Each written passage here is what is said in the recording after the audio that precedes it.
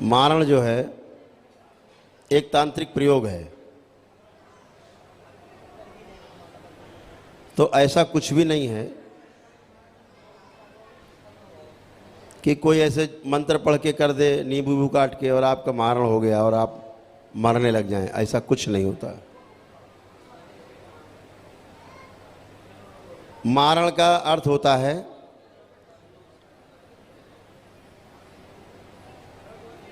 कि जैसे किसी व्यक्ति ने आप पे मारण करने की कोशिश की, कोई मान लीजिए तांत्रिक है,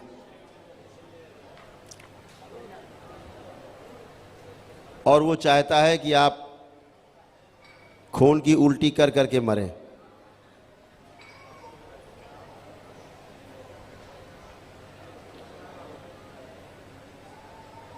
तो वो इस तरह का कोई शक्तिशाली प्रेत ढूंढेगा कि जब वो जिंदा रहा होगा, अपने शरीर में रहा होगा, वो प्रेत योनि में आने से पहले, तो खून की उल्टियां कर करके ही मरा है।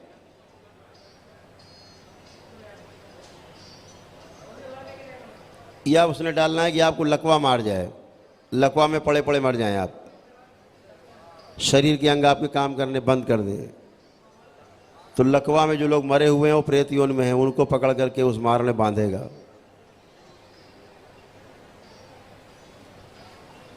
या आत्महत्या कर चुके लोग, ऐसे लोगों को बांध देगा उस मारण के तंत्र में। तो क्या होगा आप में, आप भी आत्महत्या करने की बार बार सोचोगे, और एक दिन ऐसा आएगा कि आप आत्महत्या कर ही लोगे। और आत्महत्या करते समय आपको ऐसा प्रतीत होगा कि आप दुनिया का सबसे अच्छा काम करने जा रहे हैं। हमने मारण में जो प्रयोग देखे, तो जो जैसे लोग गंदी शक्तियां मारण में बंधी हुई हैं, वो वैसे ही आपके अंदर रोग उत्पन्न करेंगे और वैसे ही आपकी मृत्यु करने की कोशिश करेंगे।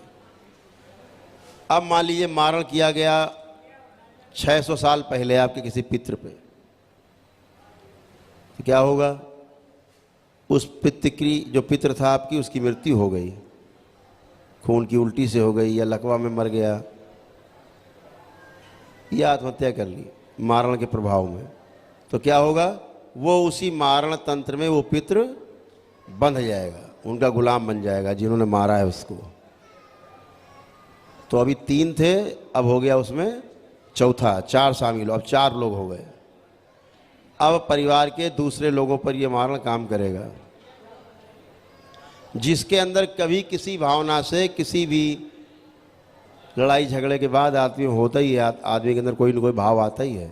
और मान लीजिए सोच ले कि इससे अच्छा तो मर जाना अच्छा है, तो बस जो आत्महत्या वाले हैं वो सक्रिय हो जाएंगे, और वो आपकी खोपड़ी पकड़ के, इससे अच्छा है कि मर जाएं, आत्महत्या कर लें, इससे अच्छा है कि मर जाएं, आत्महत्या कर लें, ऐसे भाव और गहरे कर देगा, और आप जाके आत्महत्या कर लेंगे। जैसे भाव आपके अंदर उठेंगे उसी तरह के लोग सक्रिय हो जाएंगे, आपके उस भाव को बढ़ा देंगे, और आप बेबस हो जाएंगे, बेकाबू हो जाएंगे, स्वयं को मार लेंगे। तो मारण का मतलब होता है उसमें कुछ लोग बंधे हुए, पीढ़ी दर पीढ़ी कोई न कोई मरता जाता है, और मारण में ये संख्या बढ़ती जाती है धीरे धीरे धीरे धीरे। तो 500, 600, 700 वर्ष पहले, 1000 वर्ष पहले कोई मारण किया गया, या बीच में किए गए आपके डीएनए के ऊर्जा पथ में, तो आपके डीएनए का जो ऊर्जा पथ है बहुत बड़ा, उसी में मारण घूमते रहते हैं, और उसमें पितृ बंध गए, बनते जाते हैं, उनकी मुक्ति नहीं होती क्योंकि मारण बंधे हुए हैं। उनसे मुक्ति कराने का उपाय नहीं, पहले मारण काटो। मारण काटने के लिए बहुत बड़े आयोजन किए जाते हैं, आपको वर्षों दौड़ाते हैं तांत्रिक, वर्षों को जिंदगी भर दौड़ाते हैं मारण काटने के लिए, और आप 20 साल 25 साल दौड़ते दौड़ते खुद ही मर जाएं, हो गया मारण खत्म, पता लगे आप भी उसी मारण में बंधे हुए हैं। मारण को काटते काटते कई तांत्रिक मर जाते हैं,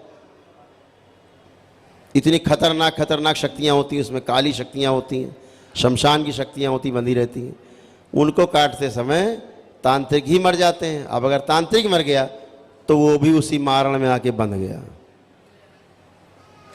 और एक और मजे की बात, जिस तांत्रिक ने कभी पहले मारण किया होगा, पहले कभी मारण किया होगा तांत्रिक ने, पहले पितृ के ऊपर। तो जब वो तांत्रिक मरता है तो वो भी आके उसी मारण में बंध जाता, वो भी भोगता है। ऐसा मत समझो कि तांत्रिक करके वो निकल लेगा कहीं। प्रकृति के नियम बहुत सच्चे, बहुत कड़े हैं, एकदम क्लियर है। तो वो तांत्रिक भी आके उसी में बंध जाता है, मारण और ज़्यादा खतरनाक हो जाता है। तो ये मारण जब तक आपके डीएनए के ऊर्जा पथ में रहता है, आपको रोगी उसके अंदर है तो आपके अंदर रोग बन जाएंगे, खूंखार है तो आप खूंखार बन जाएंगे, घर की सुख शांति में उठापटक करने वाले हैं तो बच्चों की बुद्धि खराब कर देंगे। तो ये सब समस्याएं मारण में रहती हैं, और मारण जब कटता है तो आप पूरी तरह से रोग मुक्त होते हो। तंत्र का सबसे खतरनाक खेल मारण है, इसीलिए दरबार ने इसको काटने की शक्ति सबसे आखिरी में खोली। सपोज करिए मारण की शक्ति सबसे पहले खोल देते, या आप आवे दरबार और हम आपका आते ही मारण काट दें, तो मारण तो कटेगा सो कटेगा, आप घर जाते जाते पहले मर जाओगे बीच में, आपका ऊर्जा ही नहीं है। घर पहुंचते पहुंचते बीच में मर जाओगे, रास्ता घर पहुंचने की आवश्यकता नहीं है, ऊर्जा नहीं है।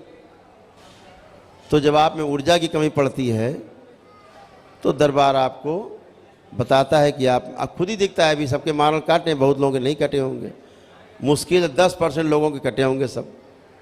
बाकी ऊर्जा कमी इसलिए रहती है कि आप जो हवन करते हो उसमें आपके लाखों भूत प्रेत नष्ट होते हैं डीएनए ऊर्जा पथ से, आपकी ऊर्जा खर्चा होती है, नौहन की ऊर्जा। तमाम पितृ दुष्ट होते हैं, निकाले जाते हैं, संहार होते हैं। अच्छे पितरों को मुक्ति दी जाती है, उसमें शक्ति नष्ट होती है। आसुरी शक्तियाँ तमाम नष्ट की जाती हैं, उसमें शक्ति खर्च होती है। तमाम तंत्र मंत्र किए जाते हैं, वशीकरण किए जाते हैं, उच्चाटन विकर्षण विदेशण होते हैं, उनको काटने में शक्ति जाती है। तमाम मुल्ला मौलवी दरबार में जुड़े होते हैं, उनको काटने में शक्ति जाती है। गुरु परंपरा आपको खा रही होती है, आपकी जो गलत पूजा पाठ आपको खा रही होती है, उसमें काटने में सब ऊर्जा जाती है। आपके नौकरी रोजगार व्यापार को ठीक करने में ऊर्जा जाती है। तमाम रोग आपके कष्ट दूर करने में ऊर्जा जाती है, ख़त्म होती है, नष्ट होती है। तो आपकी एक बड़ी ऊर्जा खर्च हो जाती है, जो न होना आप करके आते, बचती नहीं। समझ पा रहे हैं आप? अब रह जाते हैं आपके शरीर में जो बन जाते हैं रोग, स्थूल रूप से रोग बन जाते हैं। ये रोग काटने के लिए और ये मारण काटने के लिए ऊर्जा आपके पास कम पड़ जाती है। इसीलिए आप आते हो कि आप हम लोग गुरुजी हम 9 लोग हैं हवन के पुण्य में, हम देखते हैं कि 2 लोगों के काटने भर की ऊर्जा है, 3 लोगों के काटने भर की ऊर्जा है, तो एक की छोड़ देते हैं, 2 लोगों की काट देते हैं। क्योंकि तीनों की काट दो तो आपका एनर्जी का बैलेंस हो जाएगा 0, और मान लीजिए कोई झटका आपको आया कहीं से बाहर से बड़ा, तो आपके पास बचाव करने के लिए कोई ऊर्जा नहीं, कोई एनर्जी नहीं है, न रोगों के लिए न आसुरी शक्तियों के लिए।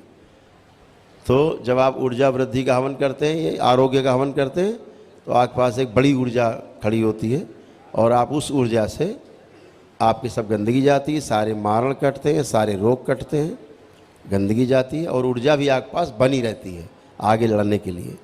तो ये एक व्यवस्था है, और व्यवस्था में जो विश्वास करते हैं, व्यवस्था में जो भागीदारी करते हैं, उन्हीं को लाभ होता है। बाकी बातें आप करते रहो।